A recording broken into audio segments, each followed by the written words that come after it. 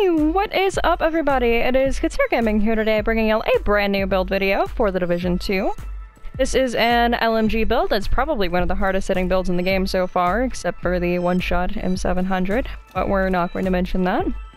I'm going to start you guys out with some gameplay. If you'd like to skip to the build video, I'm going to place that right about here on your screen. Feel free to go ahead and skip ahead.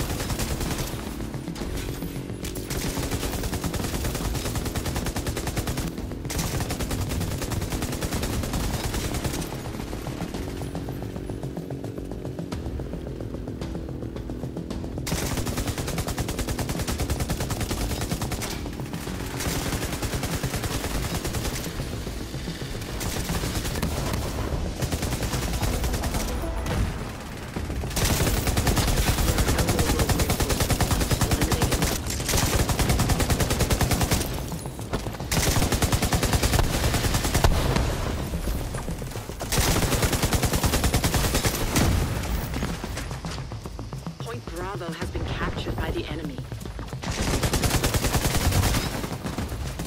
The enemy is halfway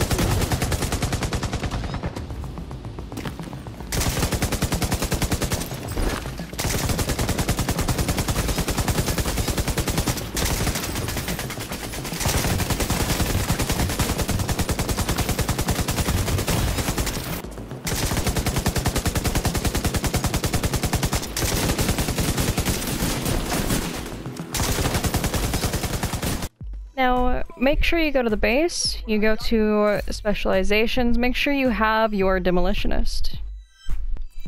The Demolitionist gives you an extra 15% LMG damage whenever you level it up, all the way to tier 3. That's extremely important for this build. Hopefully you enjoy that gameplay. Now time to jump into the build. Remember, this is going to be a little bit complicated. I'm going to try not to lose y'all. If you even switch a single piece up for this build, it will not work. You have to have it specifically in this order. If you take a look at where it says score 457, you'll see I have 7 electronics, 3 red, well, 3 firearms technically, and then 8 defense, or 8 stamina, whatever you want to call it. So it's 7, 8, 3. Now, you're probably wondering why my electronics is so high. I'll get to that in just a bit. Now, for our weapon, you want 2 classic M60s. Specifically classic. I've noticed the black market rolls about 5k lower base damage to begin with, for whatever reason. I really don't know why. Now, you want Unhinged and Allegro. Your third talent doesn't really matter, but if you can get Grease there, you'll be better off than I am. So for Unhinged, receive plus 25% weapon damage at the cost of minus 35% weapon handling. And of course, Allegro gives you that 10% rate of fire. That's going to be great. You want to make sure you have that on both LMGs. I have a higher roll on my first one, so I'm sitting at 25.5k on that one and 27.5k on that one. Let's go ahead and start out with the Douglas & Harding holster. Now, we chose D&H for the holster because of the accuracy, and since Unhinged makes your weapon a little bit crazy. Starting to kind of balance that out. Now, you need a yellow roll and devastating on this holster specifically. It doesn't matter what type of yellow you have, if it's cooldown reduction, skill power, doesn't matter, just make sure you have it. Now, we chose this D&H holster because of the utility system mod slot at the bottom. Because we're trying to get up to 7 yellows, so we can activate a certain talent on this build. I'll get to that in just a second. Now for our yellow chest piece. You only want 1 red roll on the entire chest piece. You can have 2 yellows and a red, 2 blues and a red, you'll be fine. Hardened for 10% armor. Our offensive system mod slot is something you probably want to have LMG and weapon damage in, but it's really up to you. Whatever mod you have would be probably... It'd probably be fine. Now, defensive system mod slot, bonus armor, total armor is a definite must. Our EL mask has skill power and health on it. That is perfect. However, you don't want that talent down at the bottom. You want this specific one, you want empowered. Now, I can't roll it onto my mask because I already rolled health onto it, but if you get that, you'll probably be around 4k skill power. Make sure you have no red rolls on the mask.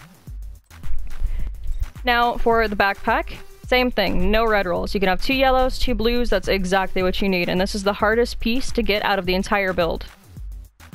Now, since it is Petrov, it gives you plus 10% LMG damage, which is perfect. Now for Vital, you don't want Vital, you want Hardened again, so you can get that extra 10% armor. It'll probably bring you up to about 230k armor. Now you also want On the Ropes. This is the entire reason this build has exactly 7 in electronics. Weapon damage is increased by 25% while all skills are on cooldown or reach 0 charges.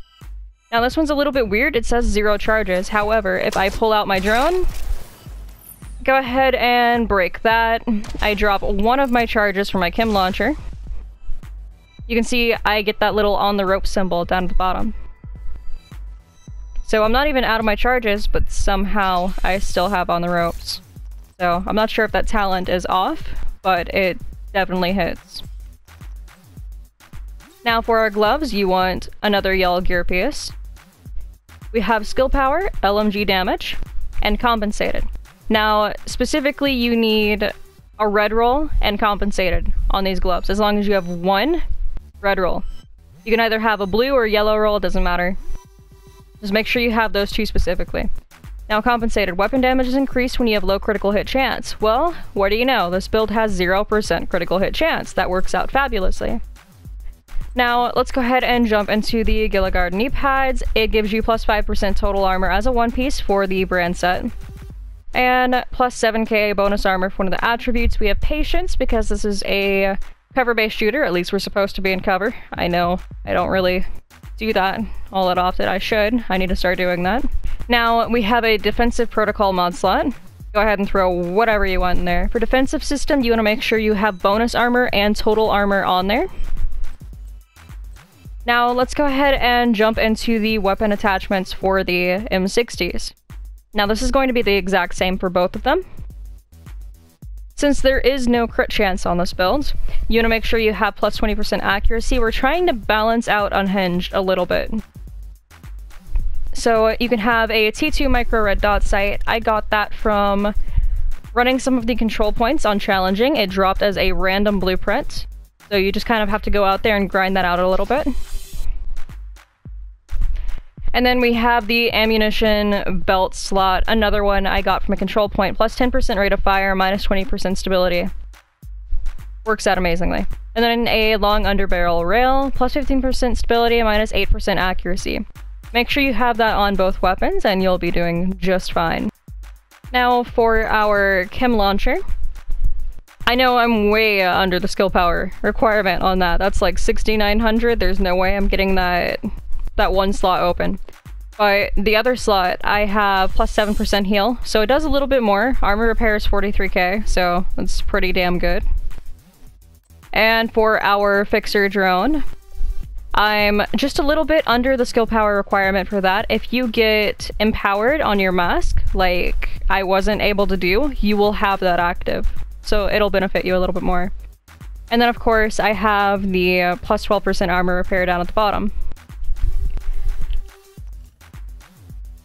So here's all of the stats for this build. It's both the weapons. Now, you can see we have that 0% critical hit chance. Now, the build naturally comes with plus 25% critical hit damage. I don't know why. Headshot damage is absolutely amazing on here. I can hit 40k on a player consecutively if I just land headshots. Now, even after Unhinged and all of that bullshit that was bringing down our accuracy and stability, you see we end up with -5 accuracy and -5 stability, plus 10% weapon handling.